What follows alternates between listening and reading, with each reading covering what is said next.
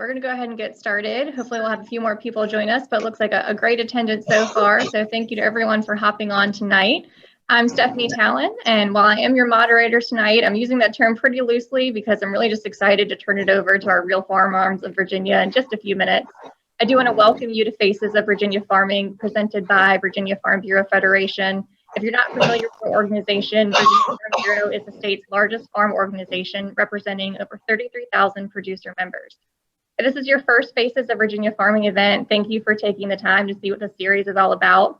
Behind every piece of food and fiber is a person with a unique story, and Faces of Virginia Farming will allow you to hear directly from these farmers and connect with the people who grow what you eat and wear. Tonight, we are very fortunate to feature the Real Farm Moms of Virginia, who, as you will soon hear, are a fantastic group of women from across the state who are very directly involved in all aspects of their farms, participate in many community and leadership organizations and positions, and are very passionate about agriculture, all while keeping their families straight. A few housekeeping items before we get started. This episode is being recorded and will be sent out to participants tomorrow. To make sure that we can hear our panelists clearly, please be sure to keep your microphone on mute, but feel free to leave your video on if your internet broadband will allow you to do so. We would also love for you to ask questions, so please feel free to put them in the chat box and we'll do our best to answer them throughout the webinar.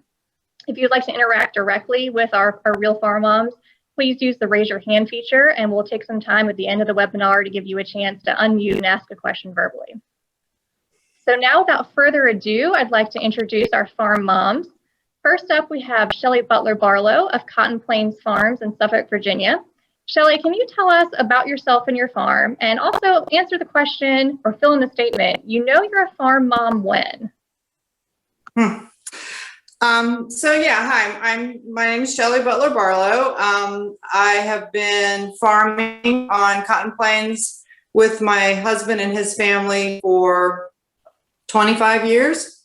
And we are a row crop operation, which means we grow field crops on a large scale. We farm about 900 acres, primarily cotton. I have a cotton wreath behind me. And we also grow corn and soybeans, and we're going to go back to growing peanuts this year. We've been away from the peanuts since 2003. So new adventure for us this year, but all crops, no livestock. Of course, we're in Southeast Virginia. And what else am I supposed to tell you? I farm here with the family full time. It's my husband, myself, and our son. And it's a family-owned farm. My father-in-law is still involved. And I also wear a lot of different hats. I am president of the Board of Agriculture in Virginia. I serve on the Board of Visitors at Virginia Tech.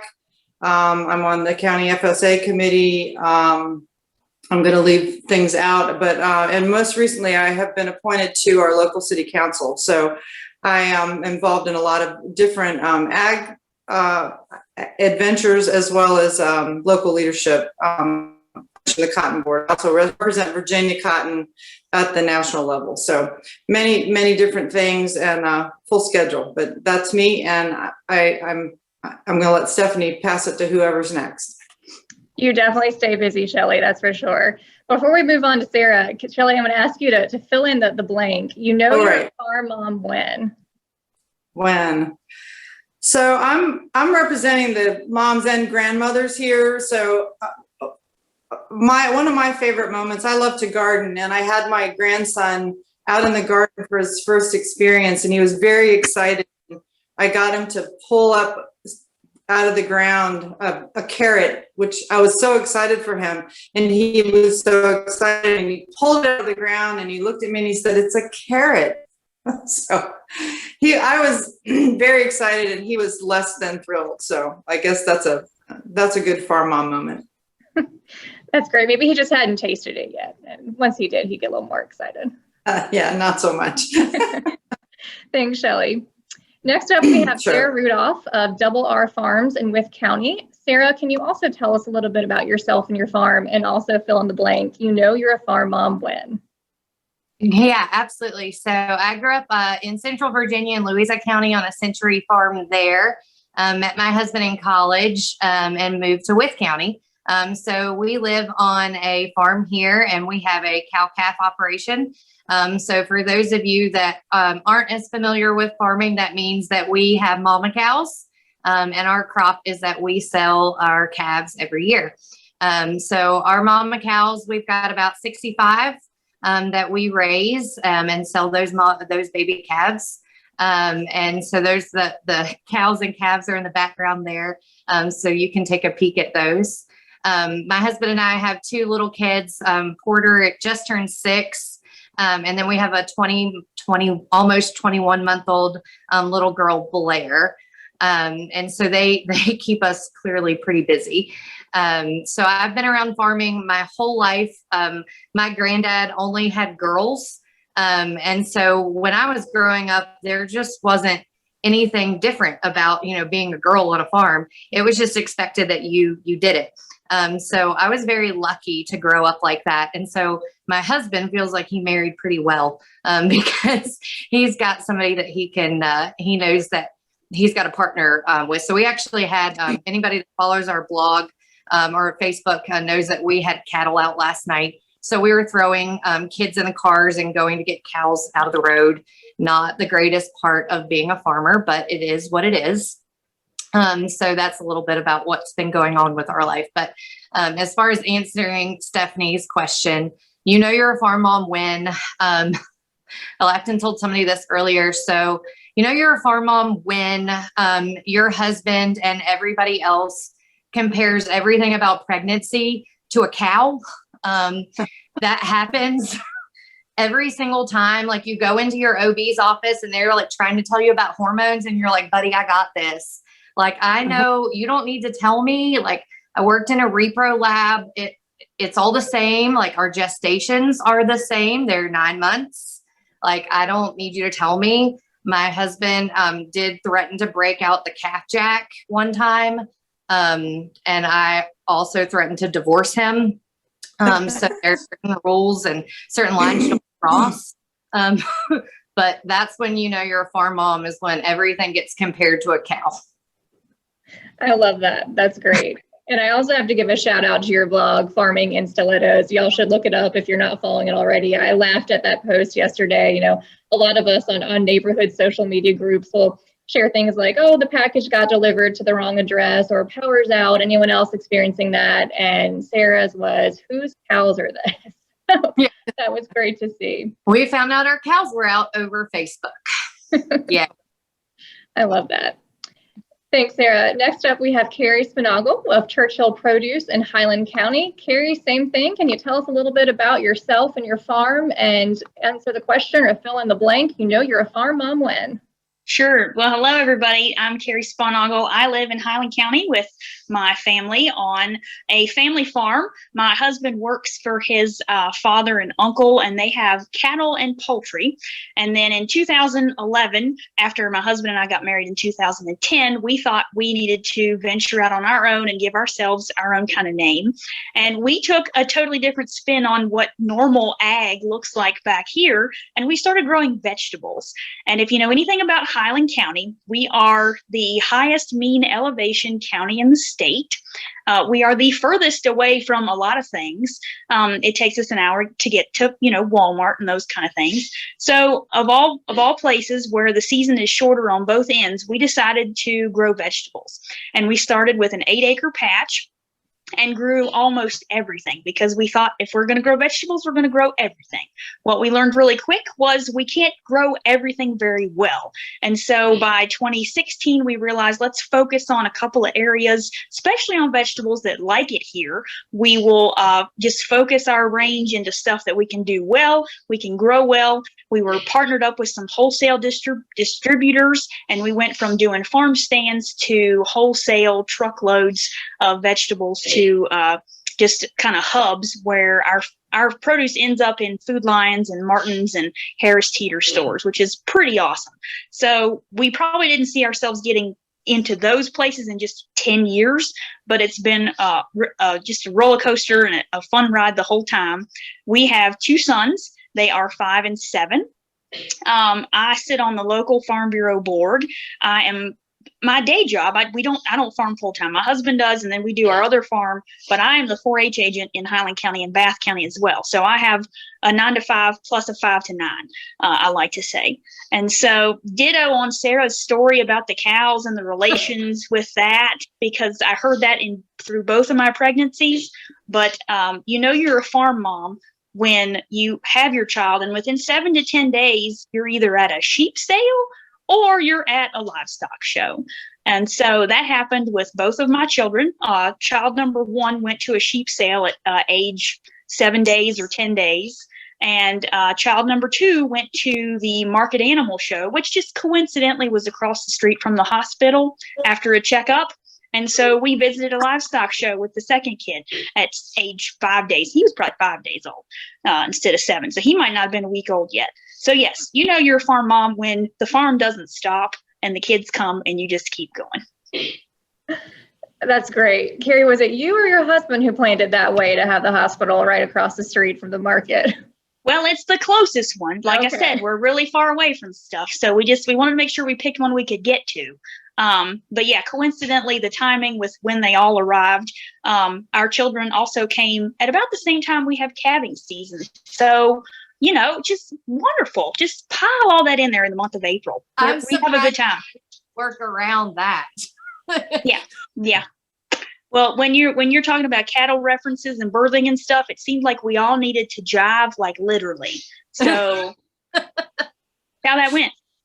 That's awesome. Thank you all for those introductions and sharing a little bit about yourselves. And I really do just want to turn it over to y'all to chat with us. This is going to be a pretty informal conversation tonight. So I hope everyone is ready just to kick back and have some laughs and hear some great stories. But for each of you, anyone who wants to jump in, you described kind of your backgrounds and what you're involved in, which is obviously quite a bit. So I think I know the answer to this is there is no typical day, but can you describe a typical day for us of what a life on your farm is like?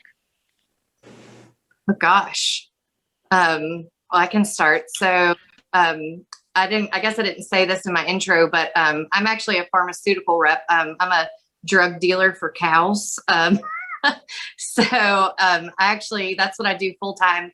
And my husband is actually, he's a contractor, but mainly focuses on ag construction. So they build barns and then we both farm on the side. So we actually get up about 5:30 and our son goes out and farms with our 6-year-old son, goes out and feeds cattle with his daddy every morning before school. So he's in kindergarten and he feeds cows. We've got 2 bottle babies right now, and those are his responsibility. And for us, I think that's really important. I'd actually sort of begged my husband to do bottle babies earlier. And I think he thought it would be his responsibility and not our kids. And he didn't want to do it yet. And so Porter had his first bottle baby this past fall. And they're his, like that's his responsibility. He has to get up and feed them every morning. And that's important for us, for him to have that.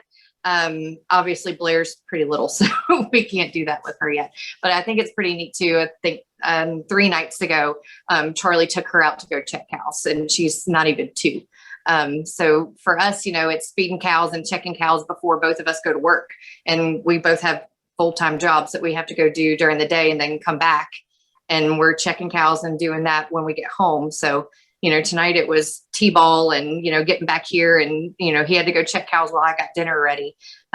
So it's game on 24 hours a day over here, and trying to make sure that we get it all done while we've got full-time jobs and 2 little kids. It's a lot going on, but we enjoy it and we take pride in what we do. Both of us came from, farming backgrounds and want to be able to do that for our children and to instill that because we think it brings a lot of value to the way that we raise them. So that's us. Okay. I'll go next. In fact, I've been thinking about what we're going to talk about tonight, and I have to tell you that I'm a person who really likes to have a plan. I like to know what's going to happen. I like to have the plan and work the plan. And I'm here to tell you that that never happens on the farm because we don't have livestock. We don't have that, got to go feed somebody's every day. And I have done that. I used to raise hogs. We used to have cattle here, but we don't have that same kind of routine. And so the thing that is so frustrating for me is that it's never a set plan. But the other thing is it's never the same thing every day. So it's never, there's no, it's not boring. It's literally something different every single day. So, depending on the time of year, depending on the weather, depending on what other things are going on, in our household, it could be absolutely anything. So just as an example, today I had some meetings that I had to go to. Came back to the farm. I had visitors from the International Cotton Advisory Council. It's a couple from India that were here visiting our farm to look at cotton production. And then I got lunch ready and then did some work, yard work, cutting grass, whatnot. And then I had to haul water tanks to my husband, who is spraying, getting ready to plant the crop. And, just kind of being able to shift from one thing to another. And then, tomorrow it may rain, so it'll be a whole different routine. So there's no such thing as a standard typical day. And again, while that is frustrating to the side of me that wants a plan, it keeps it interesting. You just never know what you're going to be doing, and that's kind of fun. So, Carrie? Yes, I agree with both of you. And actually, since we do crops and my husband also helps with cattle, I see both of your all's situations here. And so our typical day is probably full throttle, don't sit down, start as early as you can and get as much done before it gets dark. Mostly, my husband will get up really early in the morning and he will set our produce employees to their tasks. And then he will go and work for his father and uncle for most of the rest of the day. Luckily, all of our farms are kind of fenced to fence, like close to each other. So he can easily track back and forth between the cattle and the poultry duties with the produce duties. Wintertime, we would have to vacation when it snows, because once March gets here, it's on. And so you got to prep the ground, you got to buy seed, you got to get your fertilizers and your chemicals ready. You got to make sure the used equipment that you got is actually going to start back up and run again. So a typical day right now starts at about 5:30. Oh, we got to get the kids on the bus. So that happens in the morning. I get to work. I go to work for the day, and then I get calls, while I'm at work. Hey, go to the co-op. I need a bottle of this, or I need a roll of that. And I'm like, is that going to fit in the car? So that happens by about lunchtime. When I get home, I may or may not change clothes, and I'll head to some sort of chore on the farm, whether it's with cattle or whether it's with produce. This time of year, it's transplant season, so we've just put broccoli in the ground, and I'm actually going to be on leave tomorrow from my day job to drive a truck to go pick up some more plants. So it varies, but right now it's get the plants in the ground and get the land ready, and maybe we'll sleep in November. So Right. Definitely busy. I really like your way of putting it, Carrie. Your 9 to 5 and then your 5 to 9. That I think that's very accurate. And whether you're involved in farming or not, I think we have mostly ladies on the call here tonight, but we all know just how busy that we all can be with our jobs and balancing work and our social engagements and our family and just trying to take care of ourselves in the process. So everything that y'all just described, that's just an average day. That's not a busy day, that's an average day. So with all of that, how do you balance that life on your farm and your family and your leadership positions within the community? I mean, a lot of times you're going from the field to the boardroom. How do you handle all that? What are some time management techniques you might have? Any? Just wing it. I'm sorry. It's some days, you don't know how you do it, but you just do. I am so tied to my calendar. So I have, my calendar is on my phone and on my computer, on my iPad.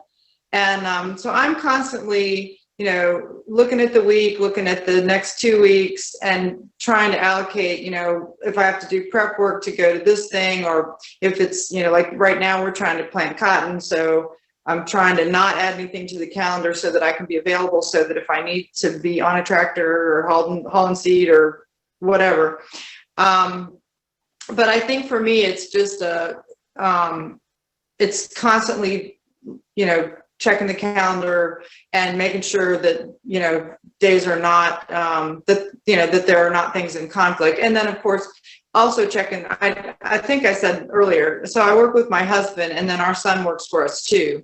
And I will give kudos to Joey, our son, because him being here working full time enables me to do a lot of the things that are not on the farm. So, but coordinating schedules with all of those folks and making sure, everybody knows what's going to be happening for the week.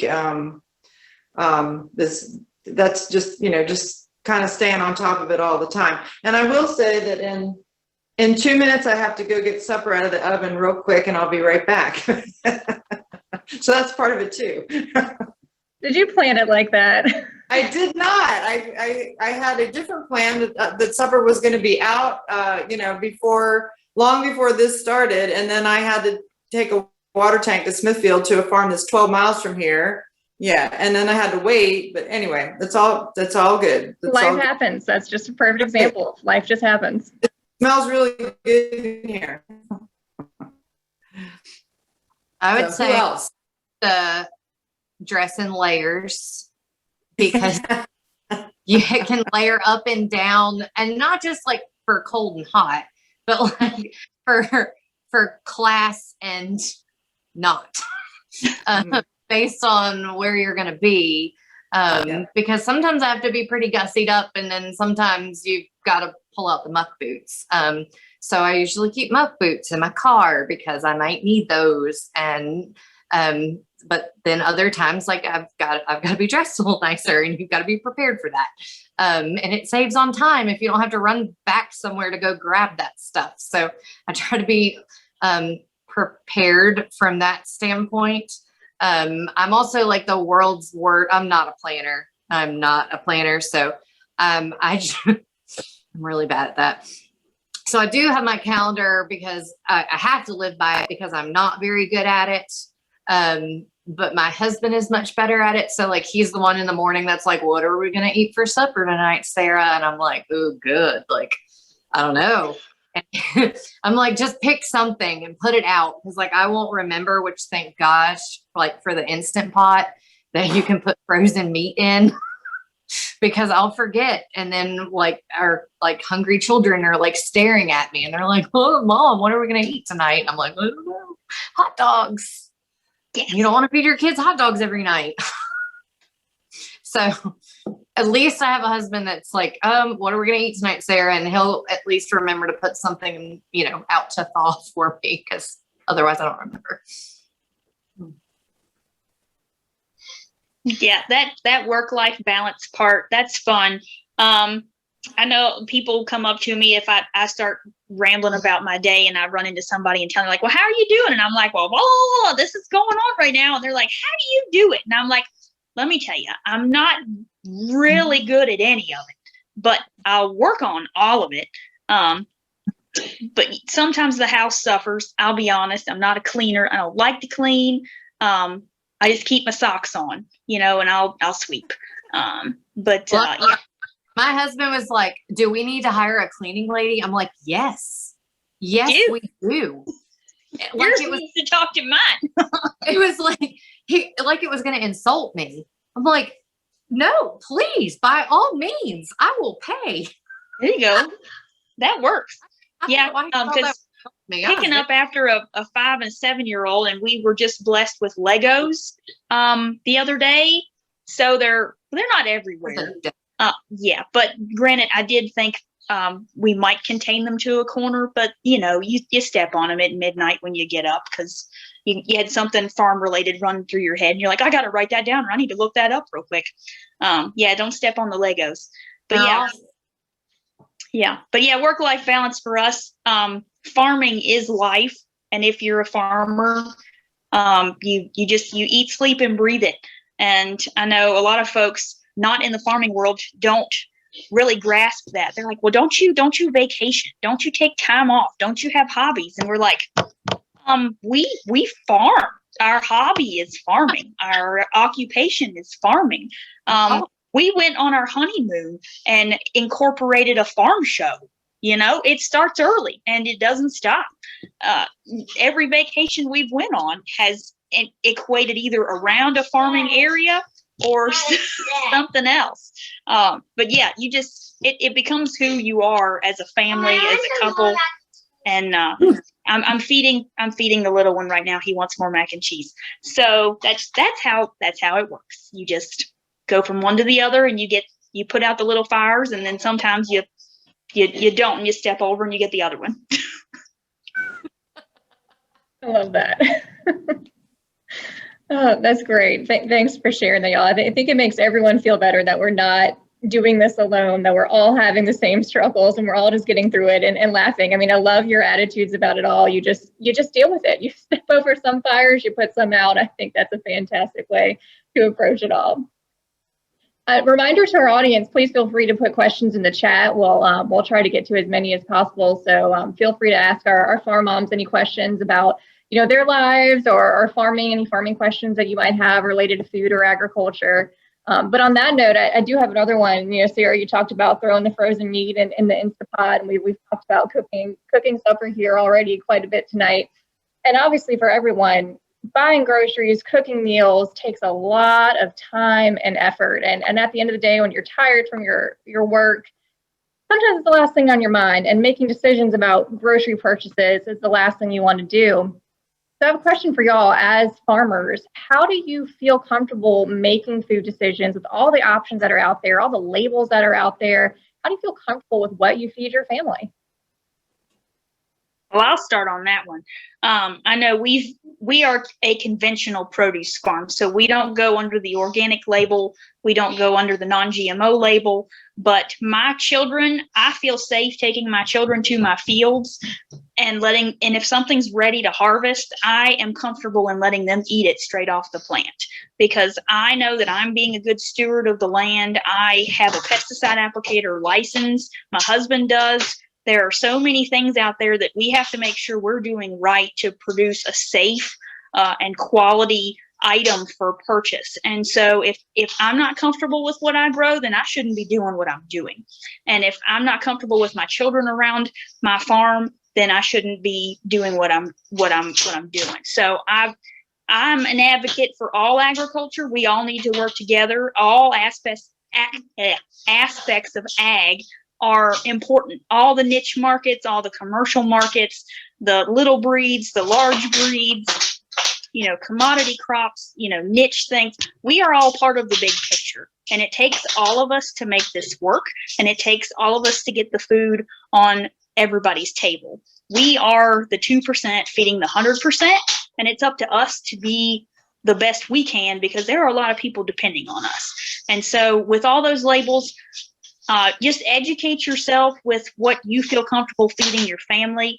Don't let a label convince you that that's the thing to eat or the thing to drink or the thing to wear. Do your research. Everybody's doing research now. Now, certain sources are not credible, so check your sources. But definitely ask a farmer. If you don't have a farmer to ask, I know all of us have some sort of blog or social media. We're totally open to questions. And we're happy to explain what's going on and how we're taking care of the land, our animals, our plants, and how we're going to eventually be helping you as the consumer. Yeah, I would just echo that. That's Carrie's right. We're less than 2% feeding more than 98. I mean, that's the reality. And so when it comes to, I get a lot of questions about, well, what do you feel comfortable doing? And, well, I don't like this, or I don't like that, or I don't want to feed my kid this, or I don't want to feed my kid that. And, well, how could you feed your kid that? I'm comfortable, feeding my kid a whole lot of different things, but it's, I try to stick to the outside of the grocery store as much as possible. I think, a lot of people, it's everything in moderation, right? Like, yes, my kid gets Twinkies every now and again. I'm not that mom. But I'm okay. We raise our beef conventionally. Our beef, and I work for a drug company. So I believe in giving cattle drugs when they're sick, because I believe in giving my kid a medicine when they're sick. I want a medicine when I'm sick. I believe it's the right thing to do. And I also, like Carrie said, I'm a good steward of my cattle, and I know that I'm doing things correctly. And so then I feel comfortable giving my cattle. I mean, we just put a beef in the freezer, and I know that cattle, those cattle are potentially given medicine. So I still feel comfortable giving, that meat to my children. And so when it comes to buying, produce or meat in the grocery store, I feel comfortable doing that. One of my tricks is I try to stick to the outside of the grocery store as much as possible. Do I go to the inside of the grocery store and buy some of that snack food? Absolutely. We're all guilty of it. But I guess that's one of my tricks too, is try to stick to the outside of the grocery store as much as possible, and buy those, unprocessed foods that are coming sort of direct from the farmer. It's beef and it's vegetables and it's fruit that are coming direct from somebody's farm. And I would say that's another question that I get. Somebody asked me one time, they were like, well, I didn't know that, when I bought a product from a grocery store that it was supporting you. Absolutely. My husband and I, we have a small farm and we don't direct market our beef. So when you buy beef from a grocery store, it supports us indirectly, because we're not marketing our beef directly to consumers. So just because you buy your beef from Food Lion or Walmart doesn't mean that you're not helping us. It does help us. So I think that's important to remember. Just because you're buying your beef, or any other product from a local grocery store doesn't mean you're not helping a farmer down the road. And a lot of the products at these grocery stores, they are sourced from, farmers that don't live that far from that grocery store. So it's important to remember. I think a lot of people think that the food in those grocery stores comes from somewhere far away. And a lot of times it really doesn't. So I totally agree with Sarah and Carrie both, and the shopping around the outside edge of the grocery store is a really good plan. I always encourage people to eat more fresh stuff, less processed stuff. Just make healthy choices. The grocery store is full of healthy choices. Everything is under quality control and USDA programs, and we're all raising things responsibly. Like Carrie said, we all, no matter if you're organic or conventional or, we're providing different products for the market, but they're all nutritious, wholesome products. So we need all of us. There's so few farmers. We need all of us to feed everybody. And I have to throw in the other side of it. So there's food and beverages, and then there's also fiber. And being a cotton farmer, I have to throw in on that too. And I think cotton falls into that category. We get a lot of questions about the way we raise cotton and what crop protection products we use and that sort of thing. But, in my mind, cotton is it's a renewable resource. We grow a new crop of it every year. It's a natural fiber. It's not a man-made fiber, so it's not synthesized. We grow it using, soil and sunshine and fertilizer. And in fact, I tell people we're a solar collection facility. We collect sunshine and we turn it into cotton. So to me, cotton clothing, it's biodegradable. There's no plastic going into the environment. There's so many good reasons to wear cotton clothing, and it's more comfortable too. And along those same lines, I meant to say when I was talking about food. So I don't buy tomatoes at the grocery store, not because there's anything wrong with them, but growing your own tomatoes is the only way to eat a tomato. So a lot of times it's just better if it's fresher, or if it's, again, like with the cotton, it's better if it's a more natural thing instead of a processed thing. So, but I think that there's an abundance of healthy, fresh food available, whether you go to the grocery store or the farmer's market or grow it in your own backyard. And I think those are all good choices. And like I said, cotton falls in with that. That's one more natural choice. So those are all great points. Thank you for bringing those up. And I do want to touch on, Shelley, you mentioned crop protectants, and Sarah, you mentioned administering medicines to cattle when they're sick. Can you talk just a little bit more, without getting too technical on us, about why farmers utilize those tools and how they do so, and why we can feel confident, as you said, Sarah, even though you do administer medicine to your sick cattle, you still feel confident about the beef that you're eating, the end product. So can you tell us just a little bit more about why you feel confident in that transition? Yeah, absolutely. I mean, just like when you and I get sick, cattle sometimes get sick. I mean, even when we do everything right, the reality is sometimes we get sick. I mean, we're in the middle of a global pandemic. And the reality is we're going to get sick sometimes. And that happens with our cattle. And that's just truth.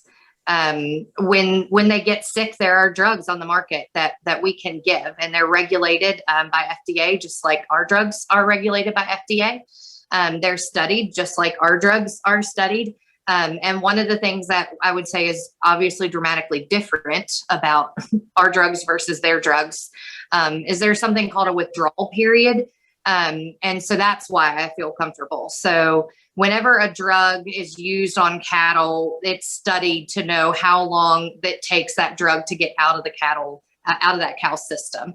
So it's labeled on the box. And so when a producer, when a farmer gives the drug to that cow, they know how long it's going to take for it to get out of that system. And they're not allowed to sell that cow while that drug is in that system. And the reason is because obviously if it went to harvest with the drug still in the system, then, and you were to eat it, then it would be in there. So, you know, there's a lot of talk about antibiotic resistance in people, and we don't want that. And it's a huge deal. And it's really important that we protect humans from that. And that's why we have that. So it's really important. We need to protect humans from it. And that's why it's out there. So those withdrawal periods are very, very clear. The reality is there are inspectors that are out there testing for it. I mean, my brother-in-law was one of those individuals. So they're actually out there testing those animals. And if you're the producer and they can track that back, and they can, I mean, there are serious penalties. And so as a producer, you do not want to be in that boat. So just as a consumer, you should know that farmers, are good stewards of their cattle and are honest individuals and shouldn't do that to begin with. But if there were an individual that did, there are safeguards in place to make sure that those cattle are prevented from ever getting into the food system. And I think it's important to know that. The reality is I think, you know, like, I think it's important that I take care of my cattle. And if I have a sick cow, it is my responsibility to make sure that I do everything I can to make that cow better. Plain and simple. If I can make it better, I should make it better. And if that means giving it a drug that will make it better, then I believe that's my responsibility to do so. It's also my responsibility to make sure that I keep that animal way past that withdrawal period. That way I know that that animal is going to be held longer and that drug is no longer going to be in the system. That way it would not possibly harm a human. I hope that clears that up. Yep, and there's a similar protocol for produce and fiber as well. And we have a chemical shed on our farm, and I tried to make a video all week about it, and it just wasn't coming together. One of those evenings when you got home and you were tired, just the social TikTok, whatever, it wasn't coming together. But the whole gist of us having a chemical shed on the farm, for one, everything's in one place, and two, it's out of the hands of our kids. But we have to have special licenses to buy the things we have. And we're not taking jugs of it and just pouring it on the ground. There is minimal chemical or fertilizer mixed with gallons and gallons of water. So it's sprayed on evenly. It's administered the right way for each crop. And just like a medicine label, you know, if your child's 6 or they're 10 or they're 15, there's a different dosage for that, for their age and their weight. And it's the same thing for our plants. Like you can spray stuff on really tiny plants, and you got plenty of time before it's out of the system of the plant. And then you've got other things which will take longer. Confession, we were in the heat of peak season one year, and we had a tank full of stuff, and we went to go spray a crop. And as soon as we were finished and it got dark, we said, what was in that tank? and we both realized we put a spray on that crop that had a 4-week reentry. And so it was right at peak harvest. And for 4 weeks, we watched that crop mature and bear all of its fruit, and we had to drop it. We didn't even enter that section of the field for almost a month. It was heartbreaking, but we knew that we couldn't eat it. We knew that we couldn't sell it. And we learned a real hard and fast lesson that we need to read our labels a whole lot better. And so it happens, and accidents are just part of the game just sometimes. But then we have some things that we can spray on, and 12 hours later, it's already finished. So these protocols are very different, but for plants and things, but it's the same. Plants and cattle, there's labels to read, there's withdrawal periods to uphold, and we will do the best that we can before that product goes to sale. And we are making sure we have logs and apps that tell us all this stuff, and we are keeping it to make sure we're doing everything right. Well, and I just want to add one thing to that. Something that people need to remember is, yes, we're farmers, and yes, we're a very small percentage of the population, but we do it because we love it, but we are running a business. This is our occupation. This is how you go out and have your job and do whatever it is you do, but we're doing this as a business to earn a living. So when we use crop protection, so on our row crops, maybe we're trying to control weeds, maybe we're trying to control insect pests. Sometimes we're putting something on the crop that will enhance the production so we have a better harvest. And we are not going to spend any more money than is fiscally responsible, because we're trying to make a profit. So we make these decisions, and again, we have the permits to use the products, but we're not going to use them until it's economically necessary for us to use them, or we're going to start losing money on a crop. And what we're always trying to do with everything that we do to either our animals or our plants is keeping in mind that we are running a business, and we're trying to do it in the most responsible and hopefully profitable way that we can do it. So it's all very, organized and coordinated and well thought out. We don't do things willy-nilly. We do them because they're necessary. So I just wanted to, sometimes people forget that, they think we farm just because, isn't it wonderful fun? And it is some days, most days. But it's, some of the practices that we do, it's to have the best possible outcome with the product that we're trying to produce. So thank you. Y'all explained that really well. And Shelley, I like that point that you ended on. Bottom line, farmers are producing more with less these days, just with technological advances and the way that we've come so far with the production methods that we use. You're doing more with less inputs, which is fantastic. At this point, I do want to pause and see if any of our audience is brave and wants to ask a question or just have a comment to any of our farm moms here. If you do, feel free to unmute yourself and jump right in. They're all really nice, I promise. We don't like.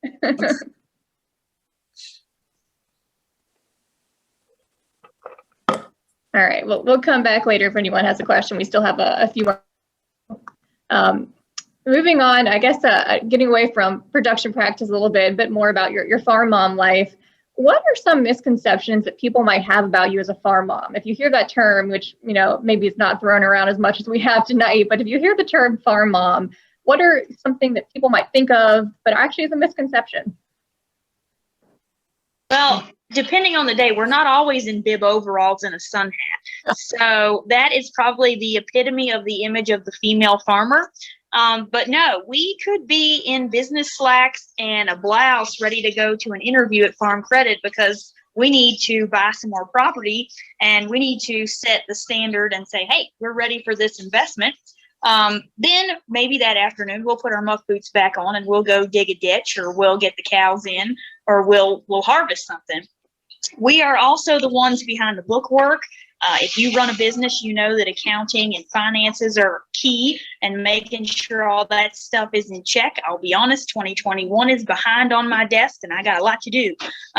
But we could also be the people running the computer systems. If you see all these wonderful ag technology advancements we have, tractors are driving themselves.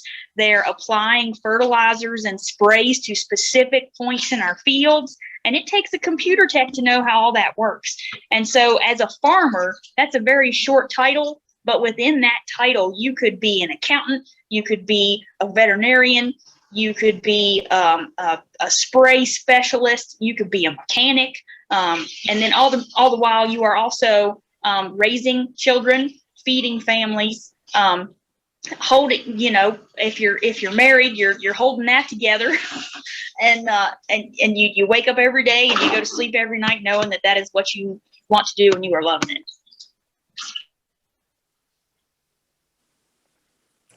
That's hard to add anything. I work in corporate America. Oh, go ahead, Shelley. No, I'm sorry. Wait, yeah, no, go ahead. You go ahead. But now you're frozen. I was going to say, like, Oh no, Sarah's I work in No, corporate America, and I guess it's not you go. I think we're losing Sarah here for a minute. So we're gonna, Shelley, you want to jump in while Sarah's internet maybe sorry. turns out? Yeah, internet's always a challenge out yonder here. So I remember I was asked to come and speak to a local group, a leadership group. They wanted folks from the agriculture community to come in and they were talking about local businesses. And so I arrived, and I'd not met the person that was running the class. And I walked in and sat in the back of the room. And after a while, he stopped the class and he said, "Can I help you with something?" And I told him who I was. And he said, "Well, you don't look like a farmer." And it's, yeah, because I didn't have on my overalls and my, straw hat and whatever. But I think that just comes up over and over and over again, just the variety of jobs that all women do on farms. I mean, not all women do everything, but it's that we do. And like Carrie said, the accounting and the bookkeeping and marketing and going to meetings and going to the banker and doing the taxes and driving a tractor and, making sure the kids or grandkids get on the bus. I mean, there's no end to the different things that we do. And I think people just don't realize that. And I think the look part is, I think that's one of the biggest things is, you go someplace and you're dressed up and it's like, well, I say, well, what do you think a farmer looks like? So anyway, Sarah, you back? Maybe. Can you hear me now? Sound good now. Okay. That's it. I don't know. It's not so much farm mom, but like the stereotypes that, that Carrie and Shelley have both talked about. I work for an animal health company. And this past fall, we were at a wedding, and with my coworkers. And so it's, a bunch of people that work for an animal health company, but not on the livestock side. And I feel like Charlie and I were like the party trick because, we're at this really swanky wedding, like super swanky. We had a great time, but we're all like really dressed up. Like, and I've got my husband like wearing a really nice suit. He's not in his like typical farmer gear. And they're like, wait, like you guys farm? Like what do you farm? Like you have cows? Like what kind of cows? like do they make milk? I'm like, no.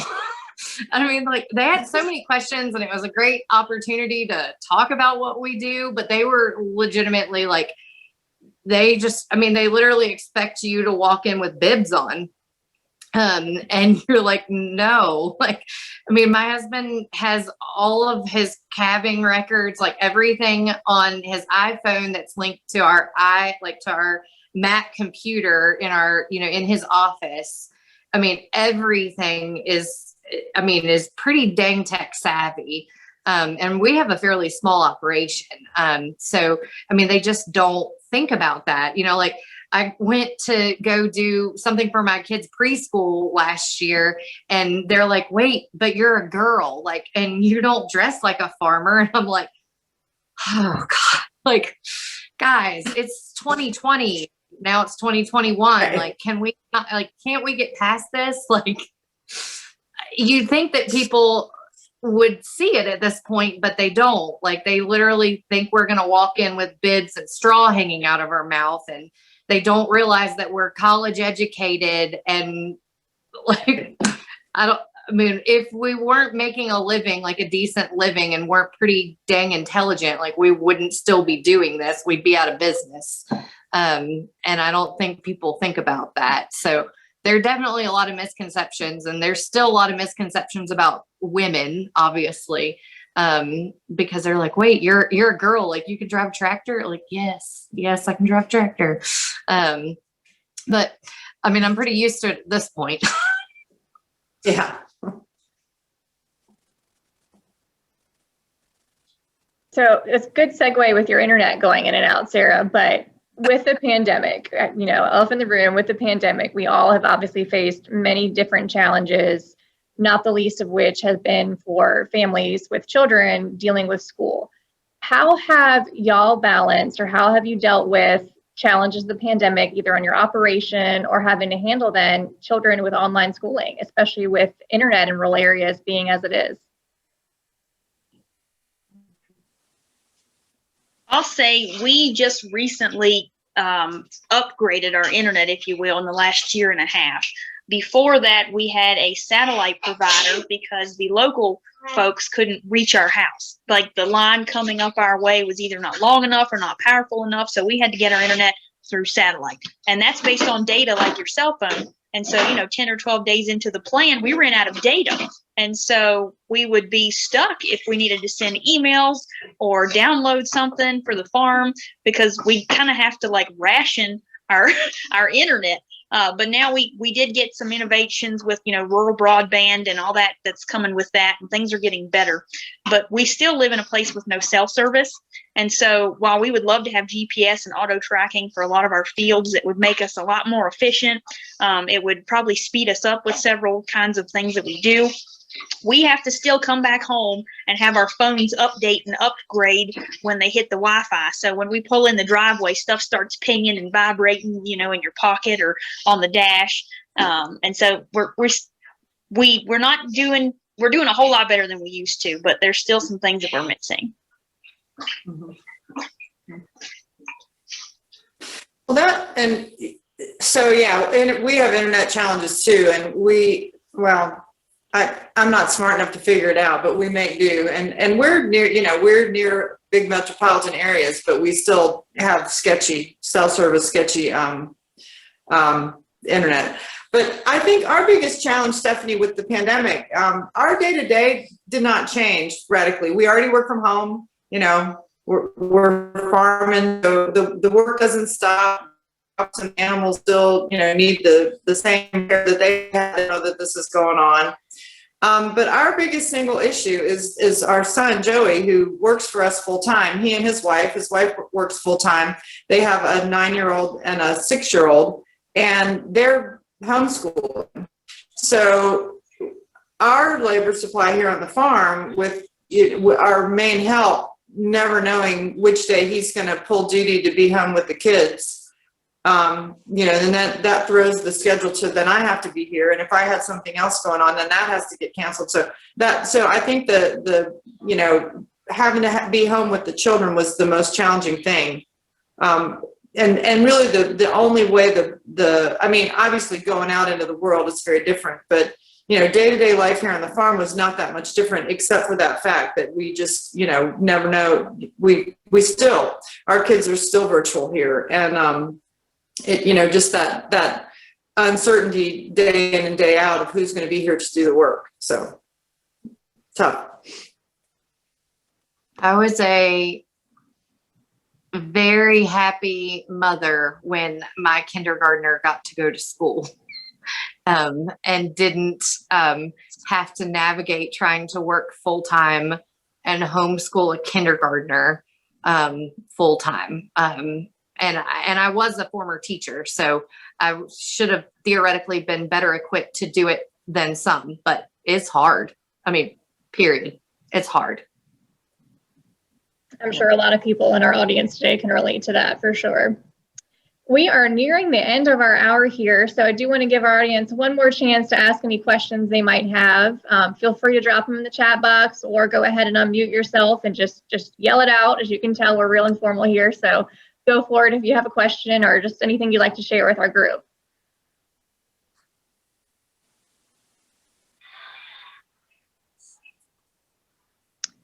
That is not a problem if we don't have any questions right now. If you think of any later, there is an email address set up for Faces of Virginia Farming.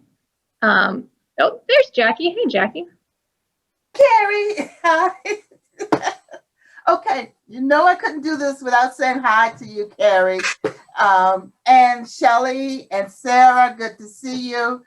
I do have a question for you ladies, and this has always concerned me about for farming, and I understand the image, they think that we all should look a certain way. However, how are you planning, or what are your plans to continue your children in the industry of agriculture or your grandchildren? Do you have plans set now that you're working on? Is there a long time? Is there a grooming process that you have? And if you do have that somewhat planned, share those techniques with us. I would have to be grooming now my great grandkids, I guess, but I don't have any yet. So grandkids, I'm grooming. I'm really grooming them to take over. I'm not a full-time farmer. We know that, but I do believe that there is much value added when women are in the industry and they're leading that industry. And so what are you doing to continue yourself and your family? I think that is a great question. So I mentioned it earlier. So my granddad only had daughters. And I was his only granddaughter, and he took me with him to meetings when I was a little girl. And he took me with him. Like I watched him cut out, I think I saw Melinda on the call earlier. And I watched Kate Hussman cut out a calf when I was 4 years old. And that's a bit weird thing to let a 4-year-old watch. But my granddad wanted me to be involved. And he made me part of everything. Everything. It was a weird thing for me to ask, but he couldn't say no. And that's why I wanted to be involved. I had a granddad and a mom that never said no. They hauled first show pig, literally like treed people up fences. He was so mean. And it was my mom and my aunt. Like granted, my dad's a wonderful dude. But it was my mom that took me. And it was my dad married into a farming family. And so for me, it was just always being involved. They took me everywhere. My granddad took me to the livestock market with him. My mom took me with her. She literally hung me one time from a tree while they were doctoring a cow out in the field. Because it was the only safe place to put me. So when, I was doctored from a very young age and come back full time to my family's operation, but I knew I would always be in agriculture. And I had a granddad that made sure that as a woman that I knew I had a place and that I was confident enough to know that, that I deserved a place. And I very much appreciate having a granddad like that. Now I'm raising a little boy and a little girl. And it's very important to me that I don't treat my son or my daughter any differently. So my son and my daughter will have similar chores. There will be similar expectations. And that's very important to me as a mother, that, I don't have different expectations of my daughter than I do of my son. Because I believe that my children should have similar expectations. I may find that my children have different strengths And I need to play to those, but it won't be based on gender, if that makes sense. And I think the biggest thing is that, by taking our children, I mentioned that we take our son to feed cows at 5:30 in the morning. We take him with us everywhere. We'll take our daughter with us everywhere. And at the end of the day, they may decide it's not for them, and we're going to be okay with that. And that'll be their choice. But we're doing things now to set our children up to have the opportunity to have a future in agriculture, because we know that our world needs them. And the reality is it's really hard to get your start in agriculture if you don't have a foot in it already. My husband and I have, I mentioned that we came from farming families, but we had to buy our farm. We didn't inherit a farm. We've had to buy it. We had to go out on our own, and we want to make sure that we can do something to help our kids. And so that's really important to us. So, that's really what we're doing, is just trying to make sure that we involve our kids every day. We've got a boy and a girl, and we're not going to treat them any differently. And we're going to do our dangest to make sure our girl knows that, that she deserves her place in agriculture, just like our boy does. Yes, having a succession plan is definitely something to start working on, even before you know your kids want to do it or not. They may want to do it, they may not. I know our children have noticed how hard and how long we work, which can be a deterrent. So we have a fine line to work, because if they see us working too hard or too long, and we're not having what the fun looks like, then we need to make sure as parents we're setting the right example to push them. I mean, not to push them, but to encourage them that agriculture is a worthwhile career and industry to join. So there is a fine line there, but at least for us, because we have some long hours, long days, and long weeks, and long months, and it can add up, and it can stress you, and the stress shows on yourself as well. Mental health is a big deal these days, so you really have to make sure that even though you love what you do, there is a time and a place, and sometimes you just have to sit and relax and refocus and recenter. But yeah, definitely planning for the future with the next generation. You definitely want to get them as set as possible with all the possible opportunities you can line up. But yeah, when they make that decision to stay, you're going to be excited. If not, you're going to encourage them in whatever track they wish to take. Yeah, and I don't know that I have anything to add. I'll tell you that our son, we didn't really encourage him to come back to the farm, because we didn't think that it was something that he really had his heart set on. And then, life throws you different things. And he ended up coming back to, just to work part-time, kind of just make some decisions about where he wanted to go. And that was about 10 years ago. So it ended up being a good fit, and it's worked out well, and it's helped us out a lot. Now he's got two sons, there aren't any little girls in the picture, which is a little bit sad, but the two boys are wonderful, and they love the farm. And I think that the challenge right now is trying to have a healthy, profitable business, and to keep that going, and to adapt to the changes that are going on around us, and to, grow the crops that are going to be able to let us stay in business. And at the same time, we want to expose them to all of that, and let them understand what the life is like, and what it entails, and what the work is like, and let them know that that's an option and an opportunity, but that it's not the only route. So, to encourage them, but not demand it at the same time. But they kind of get, full exposure too, when we're busy and they've got to come to the farm. They get in the buddy seat on the tractor or the combine or the, whatever. And they go with us, and they see what our days are like, and how long our days are during the busy season. So yeah, trying to be realistic. So encouraging, but not pushy. Is that, maybe that's and trying to have a plan, for what's next. Pretty important.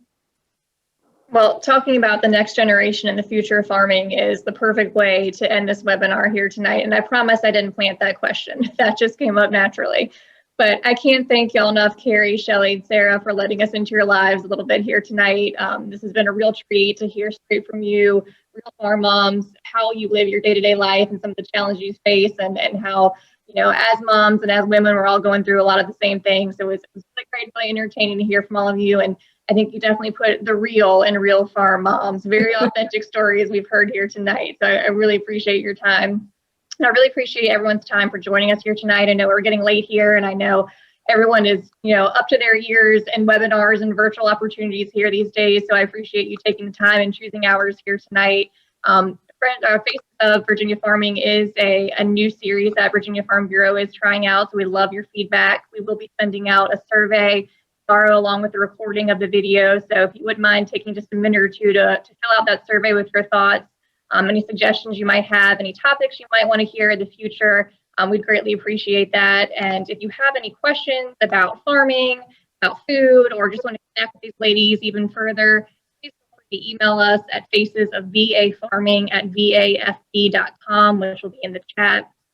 Reach out to us at any point in time. We'd love to hear from you and follow up. So thank you all again for joining, and have a great night.